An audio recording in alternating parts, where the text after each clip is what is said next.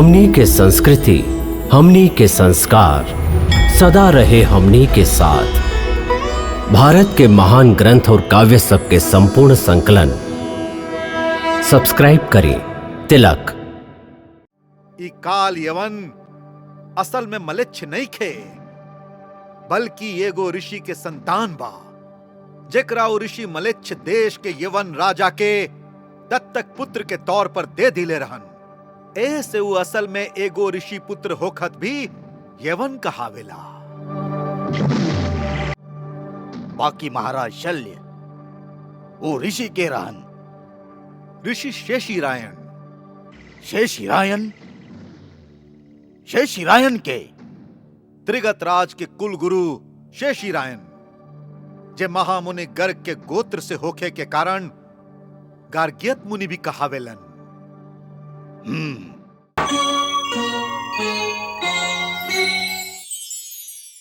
मत्ती ही जेकर परिणाम एगो और पराजय होखे।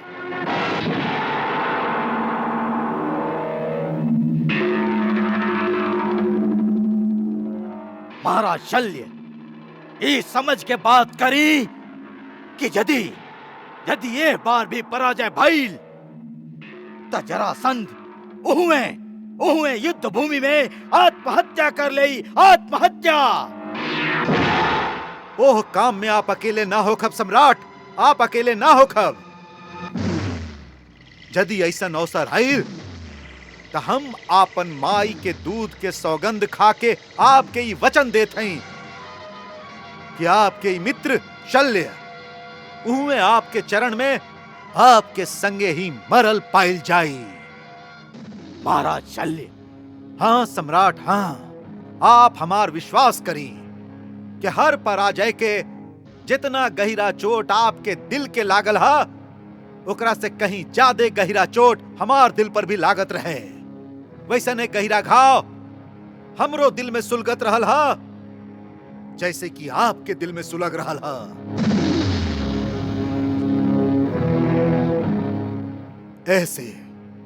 ऐसे ई बार हम ऊ योजना लेके आइल हई जे में हारल संभव ही नहीं खे।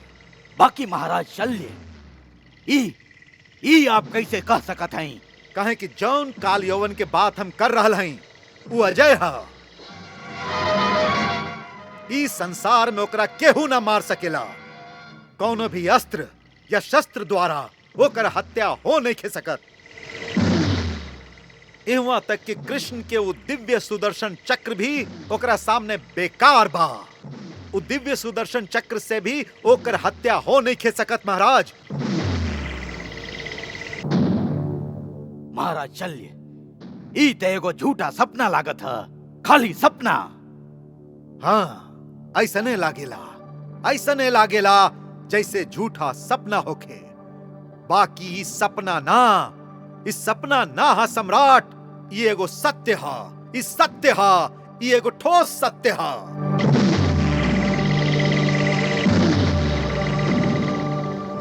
एकर भी कहानी बहुत विचित्र है सम्राट, बहुत विचित्र कहानी है।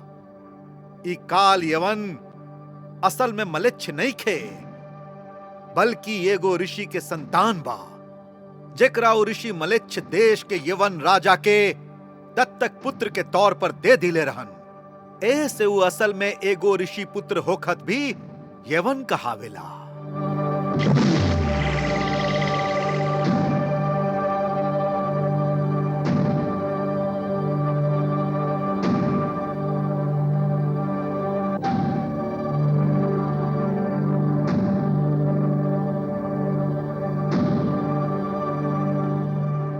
बाकी महाराज शल्य वो ऋषि के रहन। ऋषि शेषीरायण। शेषीरायन के त्रिगत राज के कुल गुरु शेषीरायन, जे महामुनि गर्ग के गोत्र से होखे के कारण गार्ग्यत मुनि भी कहावेलन। एक समय के बात है कि महामुनि शेषीरायन कौनो सिद्धि के पावे खातिर एगो योगी का अनुष्ठान करत रहन, जेकरा खातिर 12 बरिस तक ब्रह्मचर्य व्रत के पालन कईल बहुत जरूरी रहे। ओही समय एगो सभा में उनकर साला हंसी हंसी में उनका नपुंसक होवे के ताना दे दिलस। नपुंसक। मुनि यह ताना से बहुत विचलित हो गईलन। तू नपुंसक पाड़ा, तू नपुंसक पाड़ा, तू नपुंसक पाड़ा, तू नपुंसक पाड़ा, तू नपुंसक पाड़ा, तू नपुंसक पाड़ा, तू नपुंसक पाड़ा, तू नपुंसक पाड़ा, तू नपुंसक पाड़ा, तू नपुंसक पाड़ा। वह विक्षिप्त और उत्तेजित अवस्था में मुनि निश्चय कैलन कि ऊ एगो ऐसन पुत्र के पैदा करी हैं जे संसार में अजय होखे, जैसन वीर शिरोमणि होखे कि संसार में कौनो योद्धा ओकरा जीत ना सके। बस ऐसन वर पावे खातिर मुनिवर भगवान शिव के आराधना में लग गईलन और कई बरिस तक वो बहुत कठोर तपस्या करत रहलन।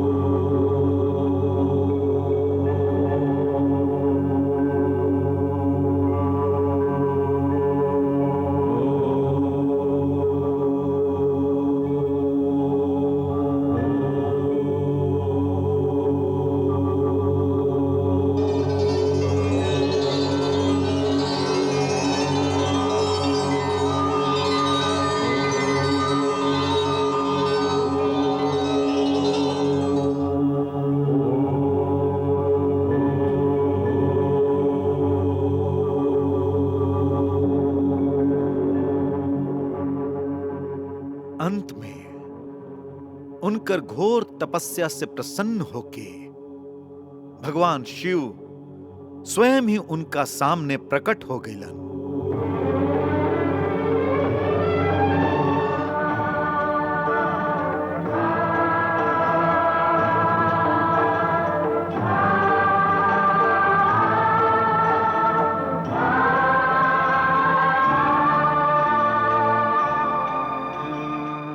हे मुनि, हम तोहार तपस्या से अति प्रसन्न भइली। मांगा, जे मन में आवे वरदान मांगला, हम प्रदान करब। भगवान, आप तो अंतर्यामी हैं। हमार हृदय के पीड़ा और हमार हृदय के आकांक्षा आप अच्छा तरह से जानत हैं। ओ क्षत्रिय सभा में हमरा पर जे आक्षेप कैल गईल है, हम ओकर प्रतिकार कैल चाहत हई। ऐसे हे भोलेनाथ, हमके एगो ऐसन महापराक्रमी पुत्र प्रदान करी जे अजय होखे, जेकरा संसार में कोनो योद्धा ना हरा सके। सगरे अस्त्र शस्त्र ओकरा सामने निस्तेज हो जाएं। ब्राह्मण पुत्र होके भी जैसन वीरवान और शूरवीर होखे कि कोनो क्षत्रिय वंशी होकर सामना न कर सके। यह हमार प्रार्थना है, यह हमार प्रार्थना है। वत्स, हम तोहके मनचाहल वरदान देते हैं कि तुहार वीर्य से ऐसन पुत्र के जन्म हुई जे संसार में अजेय हुई। संसार के कौनो भी योद्धा कौनो शस्त्र या अस्त्र से ओकर हत्या ना कर सकी। सूर्यवंशी होखे या चंद्रवंशी, कौनो भी क्षत्रिय वीर ओकरा युद्ध में हरा ना सकी। ऐसन वरदान मांगे के पीछे तोहार हृदय में भोग विलास के एगो इच्छा छिपल हा। ऐसे ओकर पूरा आनंद पावे खातिर हमार वरदान से तोहके राशि वैभव प्राप्त हुई। तोहार ठाट बाट एगो राजा के जैसन हो जाए। तथास्तु।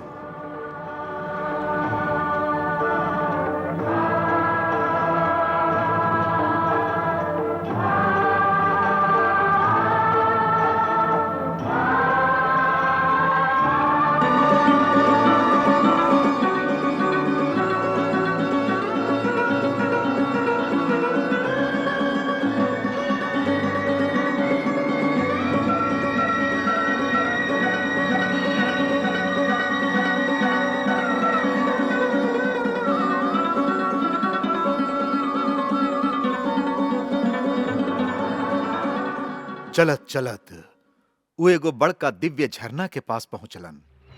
भाग्यवश वही समय रंभा नाम के एगो अप्सरा ओ झरना में उहाँ स्नान करत रही। ओकरा देख के राजा ओकरा पर मोहित हो गईलन और ओकरा देखते रह गईलन।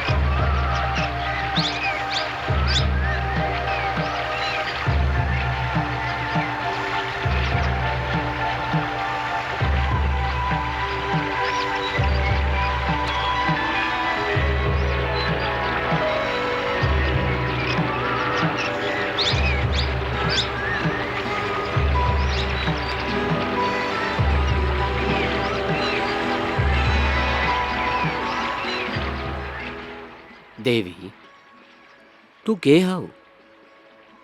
ऐसन सुंदर स्त्री हम आज तक ए धरती पर ना देख ली। हम ए धरती के ना है। हमार नाम रंभा है। हम एगो अप्सरा है। आकाश मार्ग से जात समय ए सुरम्य और सुंदर जगह के देख के जल क्रीड़ा करे के लोभ भइल। ऐसे झरना में स्नान करे चलैली। ई हमरे सौभाग्य है कि तोहार मन में ए धरती पर उतरे के संकल्प उठल, जैसे हमके ऐसन अनुपम सौंदर्य के दर्शन हुए।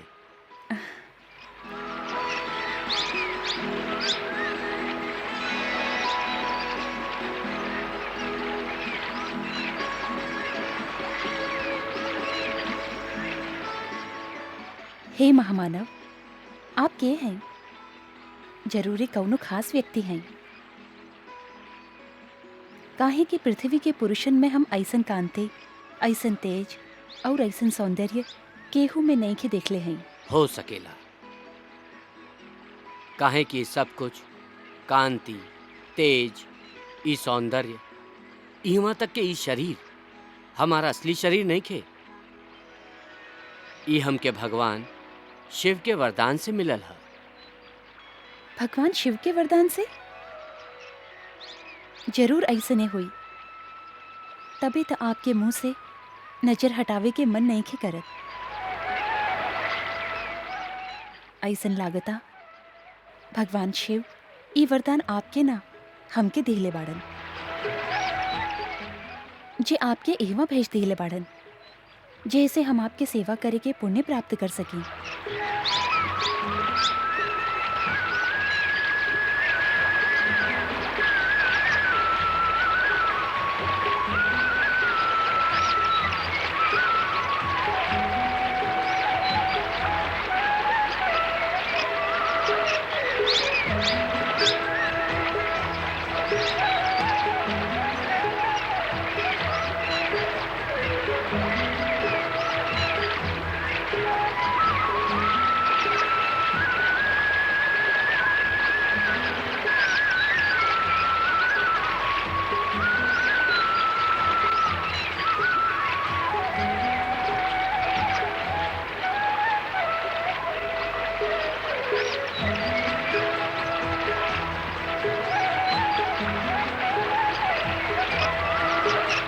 ऊ दोनों के संजोग से ए लइका के जन्म भइल, जे आज काल यवन के नाम से यवन देश पर राज कर रहल हा। बाकी लइका यवन देश कैसे पहुंच गई? ओ लइका के जन्म दिला के बाद ऊ अप्सरा था ऋषि के वो लइका दे के वापस आपन स्वर्ग लोक में चल गई।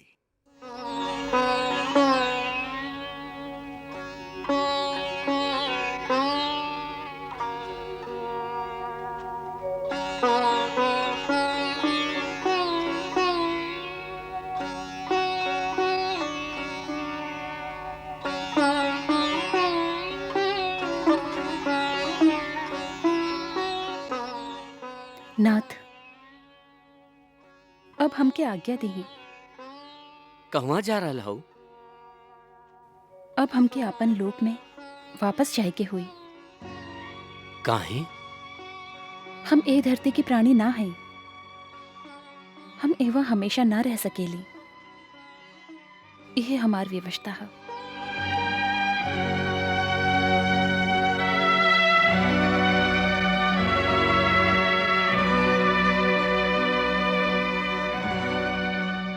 और ई लइका?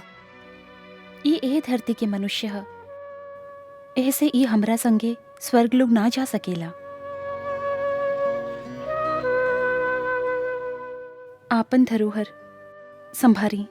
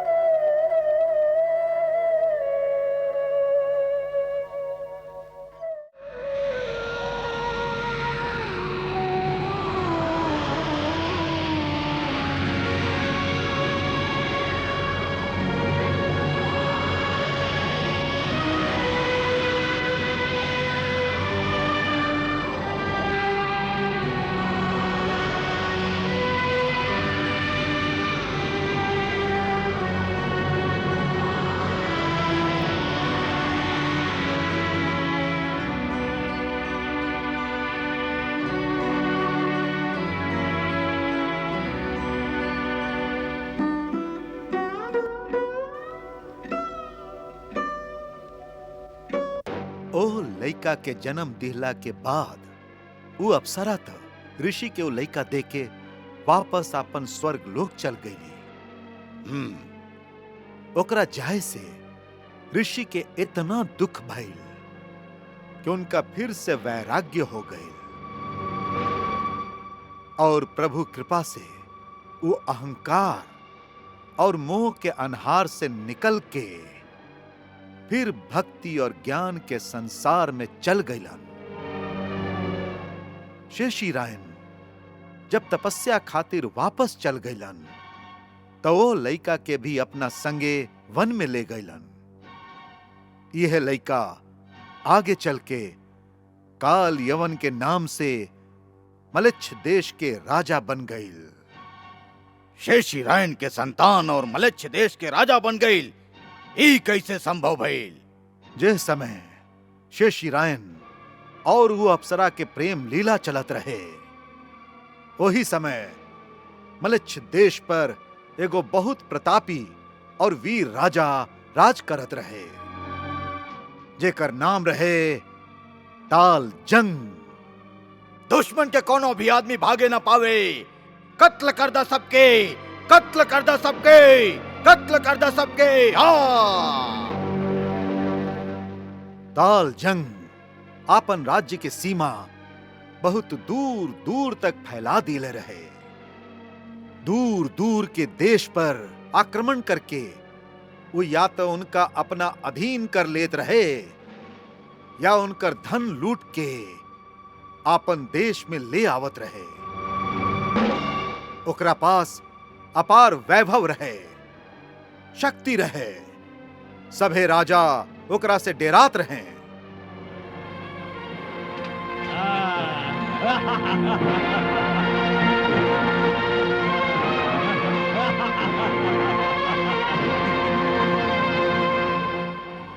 बाहर से वो बहुत प्रसन्न दिखाई देत रहे। आपन अपार संपदा के आनंद लेबे खातिर खूब रंगरेली में मस्त रहत रहे।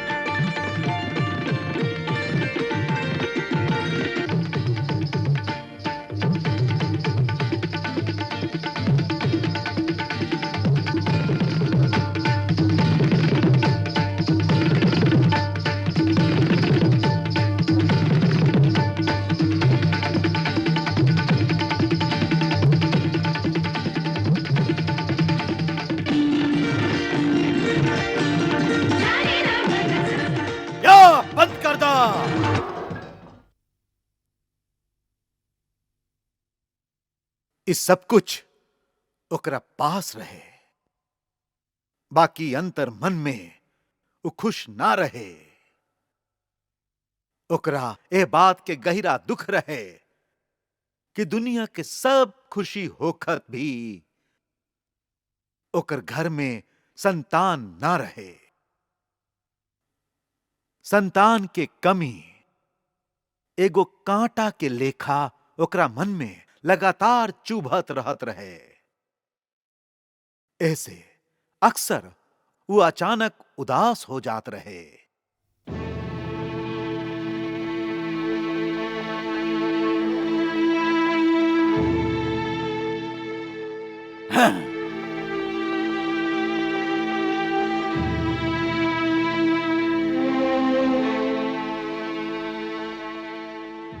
आप अच्छा भला मौज और मस्ती के आलम में हो खेली, फिर अचानक कुछ ऐसन लागेला कि जैसे केहू छुरा मार दिले होखे और आप एगो जख्मी शेर के तरह झल्ला उठेली। का बात बा? ऐसन कौन सा दुख बा जे आपके अचानक एह तरह घेर ले बेला? हाँ, तू ना जानेला हमार दुख के। ना जाने ली, ऐसे जानल चाहत हई आखिर ए दुख के वजह का हा? दुख हा हम जानत हई, हमरा संगे भाग्य को मजाक कैले बा, हम जानत हई। बाकी हमरा संगे ही ऐसन काहे कैल गइल ह, ओकर वजह का ह? हम वो वजह के जानल चाहत हई। हम हो तकदीर से पूछल चाहत हई कि हमके इतना कुछ दिलस, धन दौलत शानो शौकत, इतना बड़ साम्राज्य, सब कुछ दिलस, बाकी हमके एगो भी लइका काहे ना दिलस जे हमारे इतना बड़ संपदा, हमारे इतना विशाल साम्राज्य के वारिस होखित। हम पूछल चाहत हई अपन तकदीर से कि हमरा बाद ई महल दुमहला, ई शाही खजाना, ई तख्तो ताज का फकीर और भिखारी में बांट दिहल जाई। हमें मजाक के वजह जानल चाहत हई अपन तकदीर से। बा केहू एकर जवाब देवे वाला, बा केहू? हाँ बा। के? हमरा संगे चली। कहवा? थोड़ी का दूर जाए के होई, 4 दिन के सफर बा। आनंदगिरी पर्वत के एगो गुफा में एगो बाबा जी रहेलन। उनका आवे वाला समय और बीतल समय हाथ पर रखल आंवला के तरह प्रत्यक्ष दिखाई देवेला। उहे आपके सवाल के जवाब दी हैं। हमरा संगे चलब? जरूर चलब। ए सवाल के जवाब पावे खातिर हम दुनिया के आखिरी कोना तक भी जाए खातिर तैयार हई।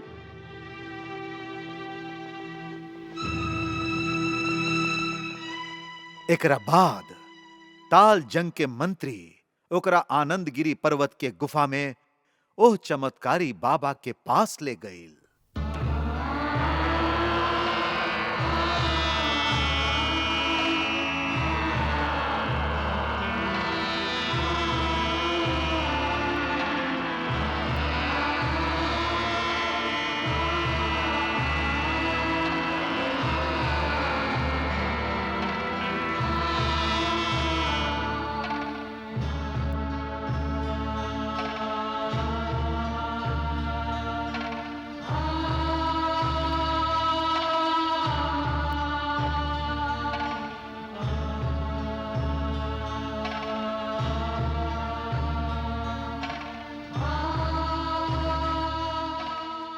ऊपर वाला के दया और रहम से कबो मायूस ना होके के चाही बेटा। वो बहुत दयालु हा, वो सबके दुख मिटावे वाला हा। वो तोहार दुख के भी जानेला और वो तोहार ए दुख के मिटावे के उपाय भी कर देले हा। हमार दुख मिटावे के उपाय कर देले ही बाबा। हाँ, तोहार दुख खाली इतना ही हा कि तोह के एगो लइका चाही जे तोहार सल्तनत और तोहार राजपाट के वारिस होखे, जे तोहरा बाद तोहार कुल के नाम ऊंचा कर सके, जेकर वीरता पर तू और तोहार प्रजा दोनों के गर्व हो सके। यह चाहिए ना? जी बाबा। तो अपन राज्य के पूर्वी सीमा पर जा, वहां तारकंडे वन में तो के वो लइका मिली। तारकंडे वन में लइका मिली? हाँ, जौन लइका के आगे चल के तोहार बेटा कहावे के बा, तोहरा बाद तोहार साम्राज्य के संहारे के बा, ओकर जन्म हो चुकल बा। जन्म हो चुकल बा? हाँ, शेषीरायन मुनि के द्वारा स्वर्ग के एगो अप्सरा के गर्भ से उ लइका पैदा हो चुकल बा। आपन जौन साम्राज्य के संभारे के तोहके चिंता बा, ओ साम्राज्य के संभारे खातिर तकदीर ओ लइका के जन्म दिहले बा, जे तोह से ज्यादे वीर होई, ऐसन योद्धा होई कि संसार में केहू ओकरा हरा ना सकी। तोह के एगो गुप्त रहस्य के भी बात बतावत हई कि ओकरा भगवान शंकर के ऐसन वरदान बा कि संसार में कौनो भी हथियार से, कौनो भी अस्त्र शस्त्र से ओकरा मारल ना जा सकी। जा, तोहार तकदीर के वारिस वन में तोहार इंतजार कर रहा ला। ओकरा शेषीरायन से मांग ला और दत्तक पुत्र बना ला। जा।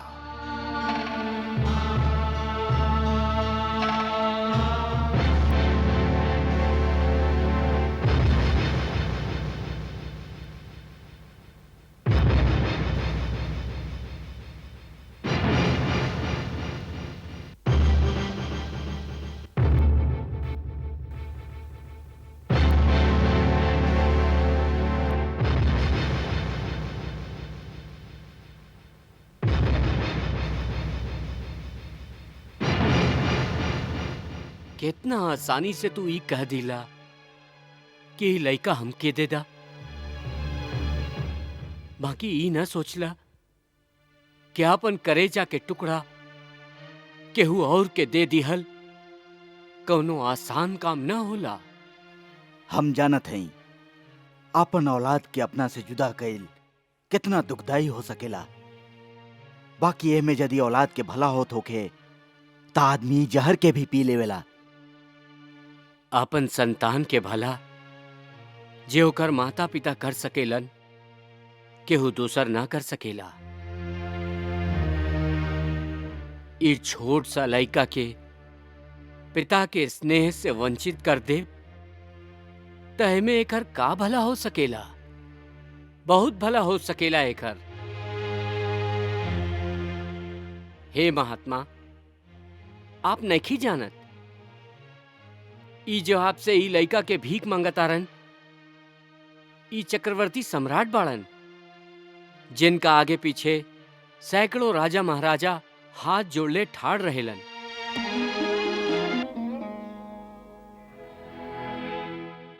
आपके पुत्र इनकर विशाल साम्राज्य के एकमात्र वारिस होई।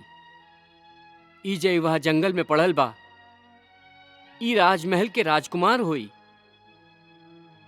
जेकरा आगे पीछे सैकड़ों दास दासी कतार लगैले ठाड़ रही हैं। ए लइका के तकदीर में एगो महाप्रतापी सम्राट बनल लिखल बा। ऐसे हम दोनों के आपके पास ही लइका के लेबे खातिर भेजल गइल बा। भेजल गइल बा? के भेजले बा आपके? आनंदगिरी पर्वत के गुफा वाला बाबा जी,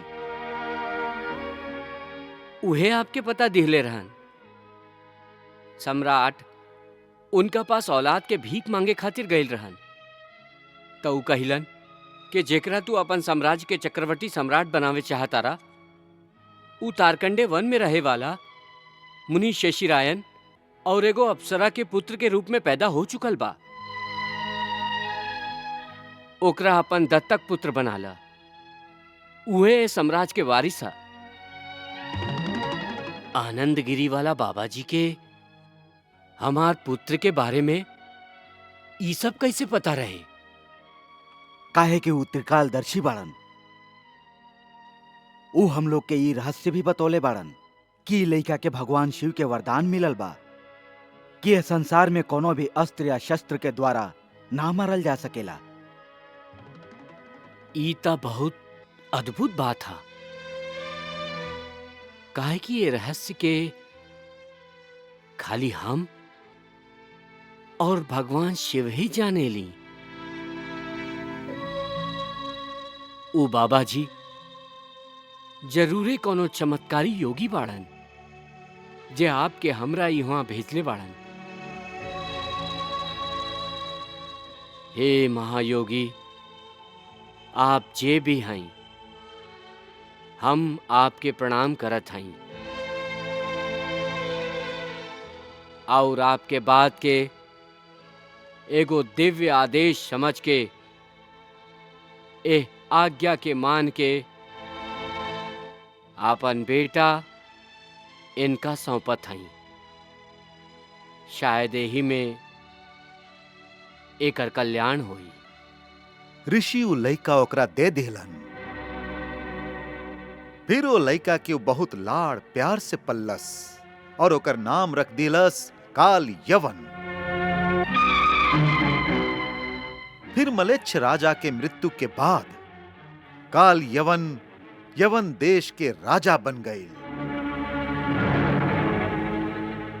ऊ एगो ऐसन वीर बा सम्राट, ऐसन वीर बा जे संसार के सगरे वीरन के युद्ध के चुनौती दिहले बा। बाकी आज तक केहू में भी ओकरा से लड़े के न शक्ति बा न साहस। हाँ, वो आज युद्ध करे खातिर तरस रहल बा सम्राट, वो युद्ध करे खातिर तरस रहल बा। ऐसे हम सोचली कि यदि आप आज्ञा दी तो हम काल यवन के मथुरा पर आक्रमण करे खातिर उकसाई। जरूर महाराज शल्य, जरूर। यदि काल यवन मथुरा पर सामने से धावा बोले तो हम पीछे से मथुरा के घेर ले और फिर मथुरा वालन खातिर दो तरफ के आग से बचल असंभव हो जाए, असंभव। महाराज शल्य, आप आज यवन देश के ओरी कूच करके काल यवन के पास हमार मित्रता के संदेश लेके जाई और ओकरा से कहीं कि यदि जरासंध और काल यवन के शक्ति आपस में मिल जाए तो यह धरती के राजनैतिक चित्र ही बदल जाए। हाँ सम्राट, हाँ।